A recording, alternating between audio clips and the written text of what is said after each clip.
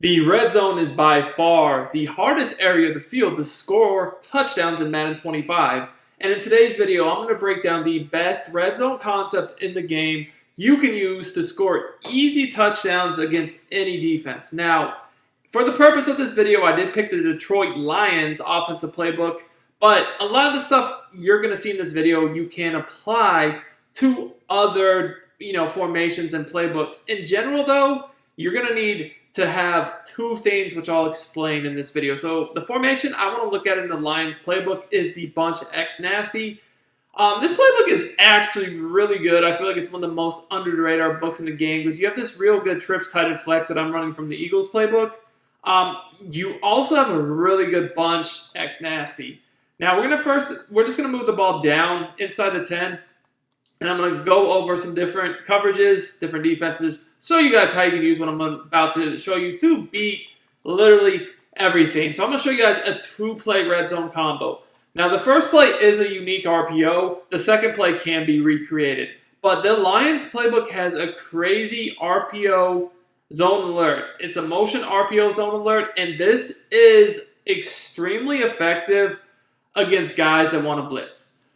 So, if you see any sort of heavy blitz, whether it's zone or man, this is going to be a good call. Like a lot of people, they'll blitz you in the red zone on first down. The reason why is they don't want you to be able to run the ball. It's actually very hard to run the ball in this game, and if you can't run the ball inside the 10, it's super difficult to score. So this RPO is extremely good, has a really glitchy setup. Now with this formation in general, I like the bunch on the wide side of the field. Here I'm on the left hash, so I have the bunch on the right. Now what you're going to want to do on this play is simply go ahead and stem your slot receiver, which is R1, all the way up. And what this does is, if they're in man coverage, or maybe they run commit, or they just don't have the seams guarded, you can throw this as a streak. But basically, guys, when I hike the ball here, my first read is that flat. If they're in a man blitz or a zone blitz without the flats covered, this can be a touchdown. If that's not open, I'll quickly see if R1 or maybe the slant is, but mostly R1 on the little stemmed out route. And if you don't know how to stem, you hit your hot route button, the receiver's icon you want to stem, in this case that's R1.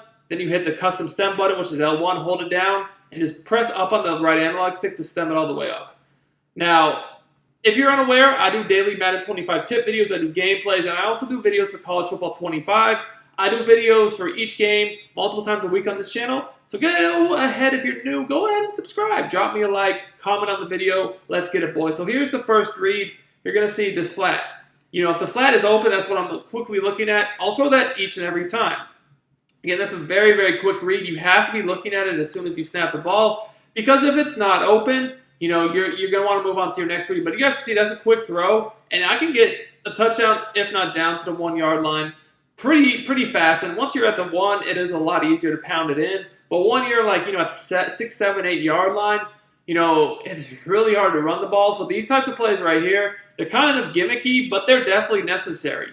Now I want to switch to something more like a man-to-man blitz. It doesn't even have to be any specific, just a man-to-man blitz. Like I want that's 3-4 out here, which is very popular. So against a man blitz, the reads are going to be a little bit differently. If you see the guy fly across the formation with your man, you pretty much know that's man.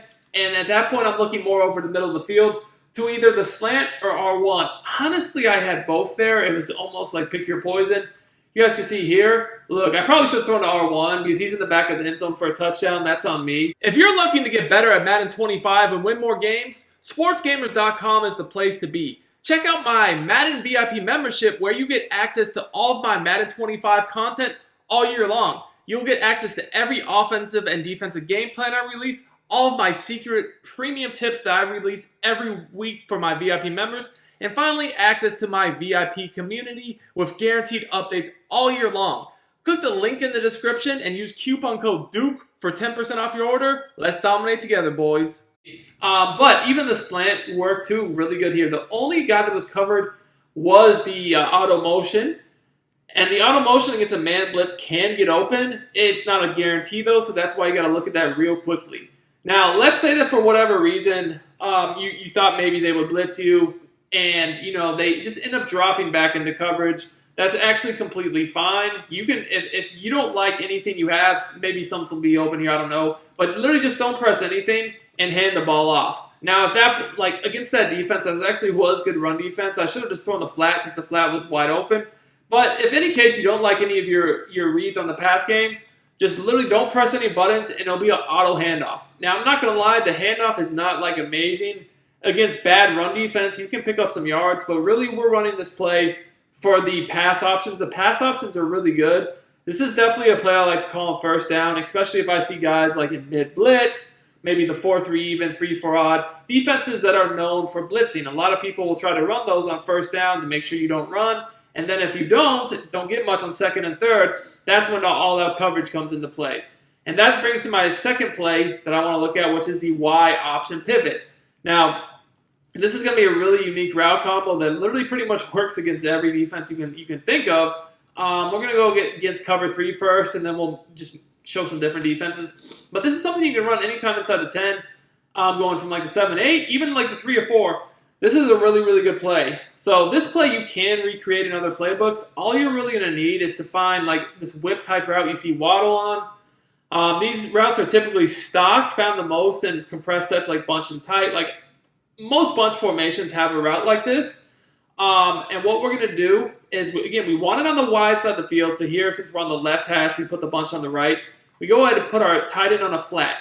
What that's going to do is any sort of flat zone, because this receiver breaks in, Waddle breaks in before out, the flat zone is going to prioritize the actual tight end flat route because that's going to be the first threat, really. So that will allow Waddle to get open. Then what I'm going to do is put my inside receiver Cheetah by himself on a hitch, my slot receiver on a slant.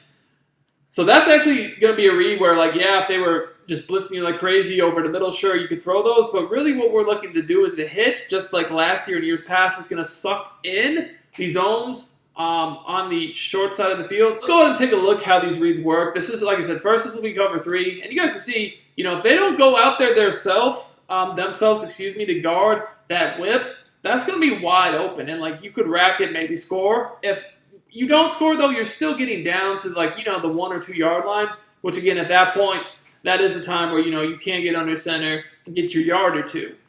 Now, if they do take that away, maybe they user it because, that is a really, really money route. It is pretty common. That's when you have this corner of the end zone. So you guys can see, I know we dropped the ball, but if you take a look at the replay here, those underneath zones got sucked inside initially on the hitch. And, all we had to do is get underneath the deep zone, which we did. This is probably my fault. I didn't pass this down enough, so I got hit as I was catching the ball. But ideally what you want to do here is pass it down so you don't even get this animation. Now, it depends if they're in like a cover 3 or cover 4 for deep zone or a cover 2. If they're in a cover 3 or cover 4 for deep zone, you're going to need to pass lead it down away from the deep zone so you don't get hit like I did here. Still, this could have easily been a touchdown. I just, didn't get the roll of the dice. But if it's cover 2, as I'm sure you guys in a second here, against cover 2, you actually probably want to pass lead it up away from the flat zone. So let's actually do a cover 2 defense. Again, cover 2 is going to be essentially the same thing with the whip return. With the whip route, it's still going to. Oops, I want to turn off auto flip. It's still going to be there for sure. However, if you're throwing the slant combo, you're probably going to need, like I said, to throw that up. So just show you guys first, like this route, you guys can see what I'm talking about. Whether it's cover 2, 3, or 4, whatever, it doesn't really matter. The flat zone is going to get taken away because you guys can see he is going into the flat. The tight end, I should say, is going into the flat. So that flat zone's like, got to guard him. So now the hook zone is kind of guarding him on his break to the end. But once he breaks out, most of the time you can just easily throw a bullet pass in between the two defenders, hopefully score.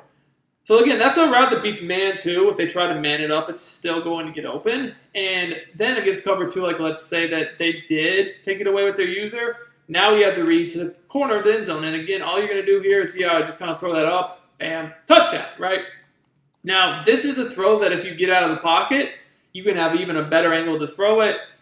I'm just staying in the pocket here because you don't have to get out of the pocket. But like imagine, I saw this route developing, so I scrambled out to the left, threw it on the run. It would give me an even better angle because now I could literally throw it in the corner with the easy pass lead. But, I was staying in the pocket here. I actually had to throw it a split second early because I have the double or nothing, I believe it is, X factor on that D tackle, and he just destroyed my center. So I got a little bit of pressure here, actually, forcing me to throw it a hair early. But again, guys, you can see what the hitch does is it sucks to the inside the underneath zones, so all you really have to worry about is the deep zone. Now, in this case, the deep zone is a deep half to the safety, and those are more of the middle field deep zones anyway, so they're really not going to get into the corner of the end zone. So all I really had to do here is just pass it up into the sideline over the flat, and it was easy money. So this, like I said, is a route concept that can be recreated from many playbooks, many different types of bunch formations. I especially do like it, though, in the Lions, because this RPO that the Lions have is super unique. It's one of my favorite gimmicky RPOs in the game, and I personally like to save it until you get in the red zone, because you don't want somebody, I've seen it, you run it 5 times already, and they're ready for it. You want to catch them off guard. It's really, really tough. Hope you all enjoyed this video. Smash that like button if you did. I'm out.